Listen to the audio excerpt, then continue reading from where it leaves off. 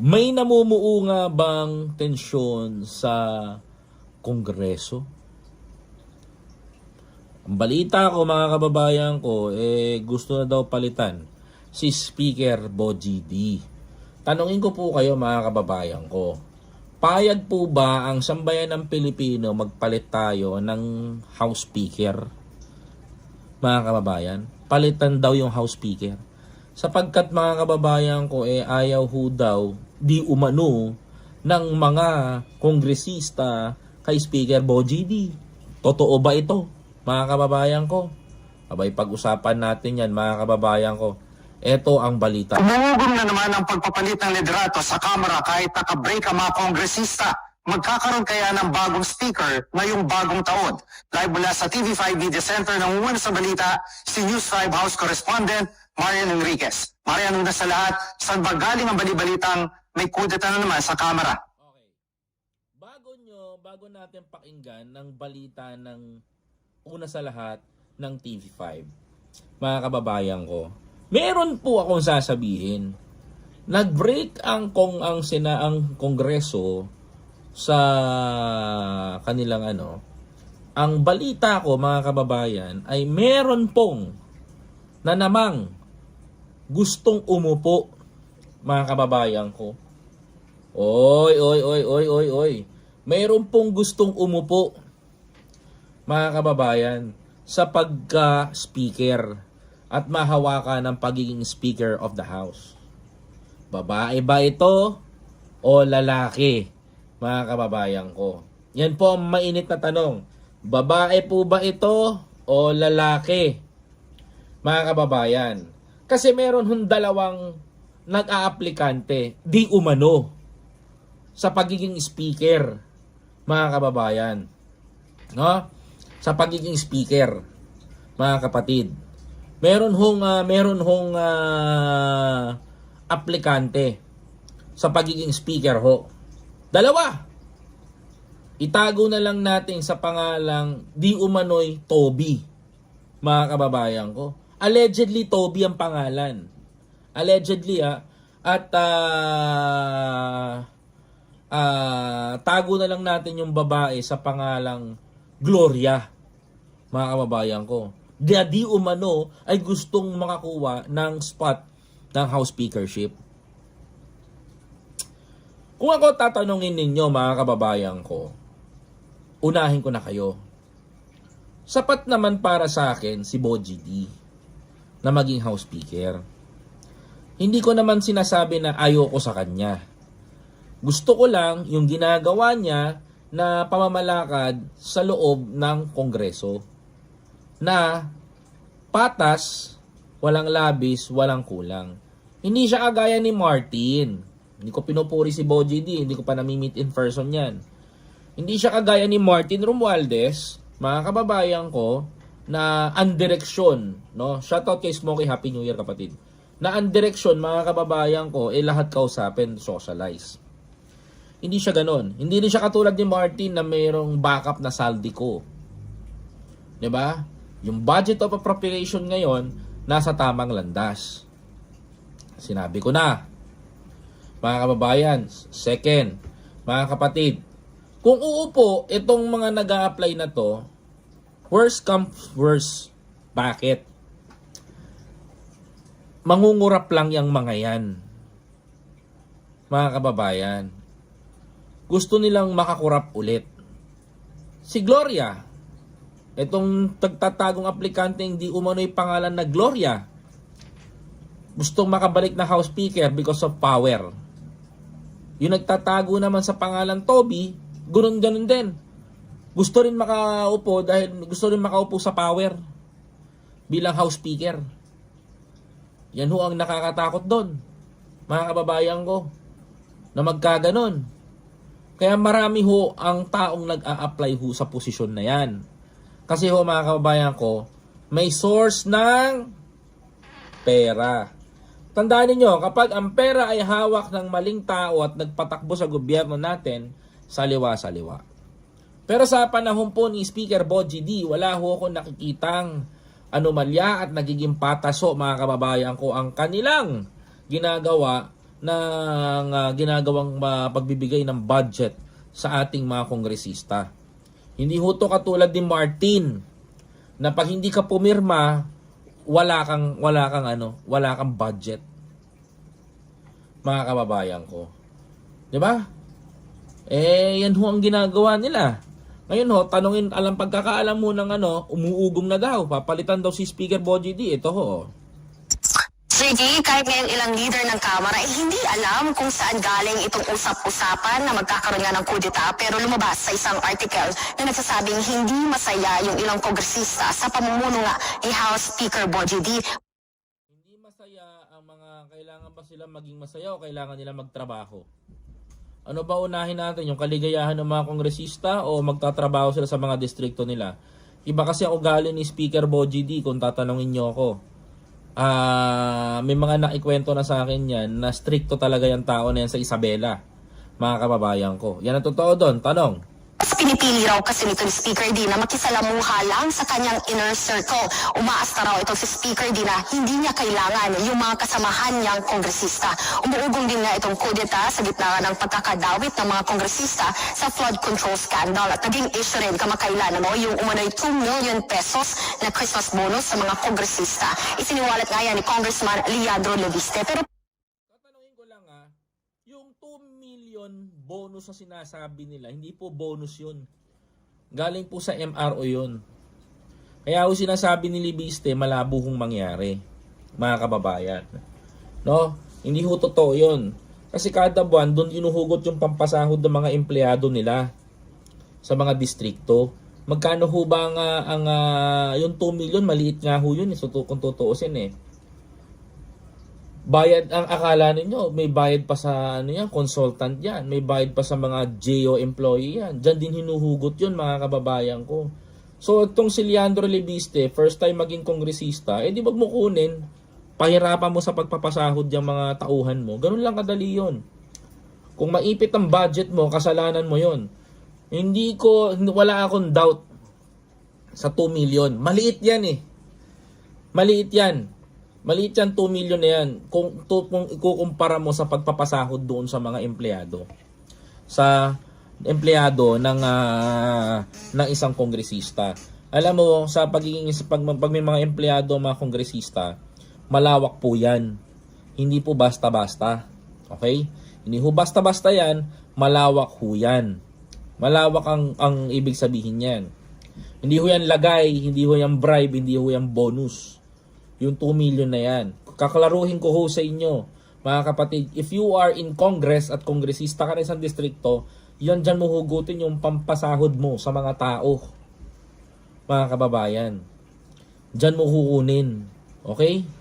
Dyan mo gagamayin yon. Kaya mo sasabihin na sinasabi ni Leandro, sige, ganito, challenge ko si Leviste na wag niya kunin yung 2 million kada buwan. May pampapasahod ba sa mga tao niya? Makakakilos ba yung makinarya niya? Di ba? Hindi. Mga kababayan ko. Hindi makakakilos yung makinarya niya. Hindi makakakilos yung mga tao niya. Wala rin siyang panggasolina ng sasakyan niya. At wala rin siyang pambabayad sa mga bodyguards niya. Gets nyo ko? Mga kababayan ko? That is, kung tatanungin nyo, kung tawag ko dyan, perks ng isang kongresista. Okay? Perks yan, perks. Kung sasamamuhin natin, maabot ang 20 million yan because sa isang taon, malaki yun. Mga kababayan ko. 'Di ba? Maliit yung 2 million. Ako na nagsabi sa inyo, perks na lang yan. Na mga kababayan ko. Karapatan ng mga kongresista yan, kung tutuusin. Kada buwan. Yun lang gusto ko sabihin sa inyo, mga kababayan ko. Bulaanan na yan ng ilang House leaders. Hindi raw ito totoo at tanging para sa maintenance and other operating expenses o MOOE lang daw yung kanilang natanggap. Pero ayon kay House Assistant Majority Leader Zia Alonto Adjong, walang kudeta at walang banta sa liderato ni D. Naintindihan nyo na, mga kababayan ko. Galing sa MOOE. Yan. Mga kababayan, tama ako na sinasabi ko. Because doon talaga kinukuha yung mga maintenance at ginagamit sa operation. The budget is 2 million every month. Napakababa na nun. Ang isang kongresista, more than 1,000 ang empleyado niyan sa isang distrikto. Lalo na yung mga kongresista, malalaki yan. Malalaki yung mga iniikutan ng mga yan. Budget pa sa isang buwan, magkano? Kaya kung makita nyo, akala nyo lavish lifestyle, hindi ho. Tayo ho ang nagbabayad nun. Tayo ho ang nagbabayad sa kanyang mga securities, sa kanyang mga ginagawa, mga nalalapagan niyang programa. Trabaho niya yun eh. Kailangan niyang gawin yun. Kailangan siyang bigyan ng pondo. Tapos ang usapan. Nito katulad ni Martin, na si Martin na, to pera, pabigay nyo, ayuda. No, hindi to ganon. Well, tama naman din si Martin doon na naibibigay sa taong bayan yung pera ng taong bayan. Tama rin siya doon. But, mga kababayan ko, may hangganan ho yun. That is the saddest part. Nabulag ang tao doon, pinamiyasa ang tao doon. Ang ending, mga kababayan ko, nag-backfire sa kanya lahat ngayon. So ngayon, speaking of balasahan, doon sa loob ng Kongreso, according to Congressman Sian Alonto Adyong, ay wala daw kung ganun na nangyayari. Mga kababayan. Pinaw daw na ang focus daw ng Kamara nitong mga nakaraang linggo ay yung pagpasa sa national budget sa Kamara at sa BICAM. Tingin ni Adyong palabas lang ang usap-usapang ito ng mga gustong pabagsakin ang Kamara. Yun nga, yung gusto magpabagsak ng Kamara, isasabi ko nga sa inyo na narinig ko na kwento na isang lalaki at isang babae ang gustong maupo nga as a House Speaker. But suddenly, mga kababayan ko, hindi makaupo itong dalawa na to dahil suportado ho itong si Boji D ng mga kaalyado na sa Kongreso. Ngayon, sino bang tao ang gustong palisin to? Marami. Marami, mga kababayan ko. Napakaraming Pilipino. Napakaraming mga Pilipino na gustong pabagsakin to. Napakaraming gustong maupo dyan. Siyempre, pag-aagawan nila yung position na yan, it can bring billions of pesos. Kung mapupunta ang Pilipinas sa maling pamamalakad ng isang House Speaker, guguho ang bansa natin. Hindi magiging maayos ang patakbo natin sa Pilipinas. That's it, mga kababayan ko. Ewan ko na lang, mga kababayan. Kaya gusto nilang palabasin, mga kababayan ko, na pababayan niya si Boji D kasi alam nyo mangyayari kapag kalaban na nakaupo. Number 1, ipa-impeach si Pangulo or ipa-impeach si Sara Duterte sa February 5. Kaya dalawa ang habol nila dyan. Palitan ng House Speaker, ituloy ang impeachment kay PBBM. Then second, mga kababayan ko, ituloy ang impeachment kay Sara Duterte. Diba? Tama ba ako, mga kababayan ko? Uulitin ko. Number 1, mga kababayan, kaya gusto nilang palitan yang si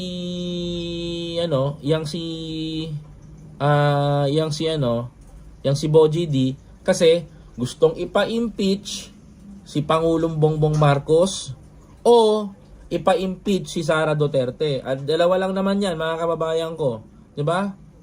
Ipa-impeach si Sara Duterte o si Pangulong Bongbong Marcos, mga kababayan ko, 'di ba? Hindi, tama ba ako, mga kababayan ko? Correct me if I'm wrong. Kasi kung papansin niyo, diyan papunta yung tema nila. Ipa-impeach si BBBM o si Sara Duterte, mga kababayan. 'Di ba?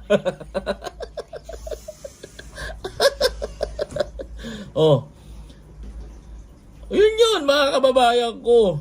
Diyan papunta yan. Mga kapatid, kaya gusto, nakikipag-agawan na itong dalawa ngayon na pwedeng possible na umangat sa kwento sa akin.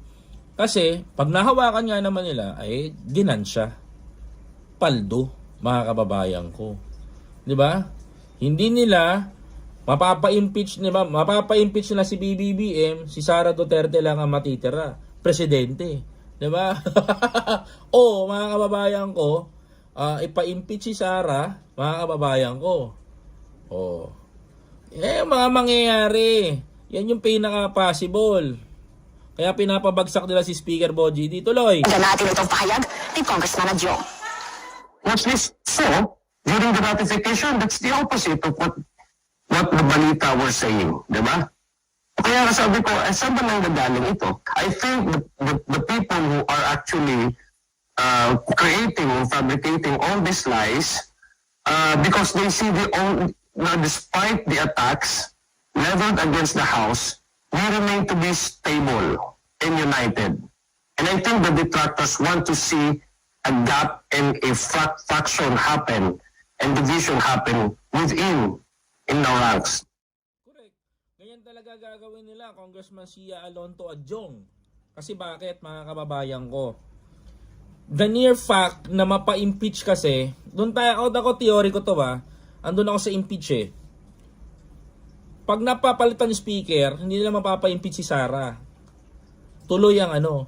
Pag napa-impeach si Sara Duterte, ang pinakamabigat at matapang na sasabihin ko dito, hindi na makakatakbo sa 2028 yan because impeachable si Sara Duterte. Or else, mag-resign si Sara in the middle of this year para makatakbo siya sa 2028. Kasi, pag na-corner si Duterte, si Sara, na hindi siya na ipa-impeach siya, there's a two-way, mga kababayan ko. Si Sara Duterte magre-resign na sa Vice President, mga kababayan ko, no? Si Sara na magre-resign na sa Vice President, and mga kababayan na tuloy ang kanyang presidency, or else, mga kababayan ko, si Sara Duterte ipa-impeach at lumaban siya at naging impeachable siya, hindi na siya makakatakbong presidente sa 2028. Dalawa lang ang possible na pwede mangyari. So now, mga kababayan ko, the best way na gagawin nila, unang plan is gibain ng Kamara para hindi matuloy. Kasi ang Kamara magi-start ng impeachment ni Sara papunta doon sa Senado. Dahil sa Senado, out of number na naman ang mga Duterte supporter. Oo, yung Duterte block, out of number na naman. Bakit? Kung papansin ninyo, hindi nakakabig yung 2 bilyar. Mga kababayan ko. Hindi nakakabig yung 2 bilyar. Pinatikiman sila sa issue ng negosyo nila. Takot yang mga yan. Mga kababayan ko. Tama? Number 2, double jeopardy sa mga magkapatid na tulpo. Sa 2028, pwedeng umangat ang isa sa kanila. Mga kababayan ko, kung titignan mo, number 3, mga kababayan ko, di ba? Number 3, mga kababayan ko, wala na silang kalaban na magiging matinik o pwedeng maging tinik sa kanila. Ayan na lahat nakalatag na. Mga kababayan ko, kaya the first step ng 2026 is tibagin ang leadership ng House Speaker sa Kamara. Nagets nyo ba ako, mga kababayan? Kaya ganun ho ang diskarte nila ngayon. Kung papansinin nyo, tinitibag nila ng tinitibag ang Kamara. Kasi yan ang unang step upang mabuwag ang power ni PBBM sa loob ng Kongreso. Mga kababayan ko. At maililigtas din ng mga Duterte sa Kongreso si Sara Duterte sa pagiging impeachable sa February 2026. Mga kababayan. So ngayon, may namarites na naman kayo. Yung namarites nyo na to, ibalita nyo. Kasi tama yung sinabi ni Representative Adjong na wala pong balasahan sa loob ng Kamara at gumagawa lang sila ng ugong para paniwalaan ng taong bayan na mahina ang depensa ng palas sa loob ng Kamara. Okay? Mga kapatid, maraming salamat po.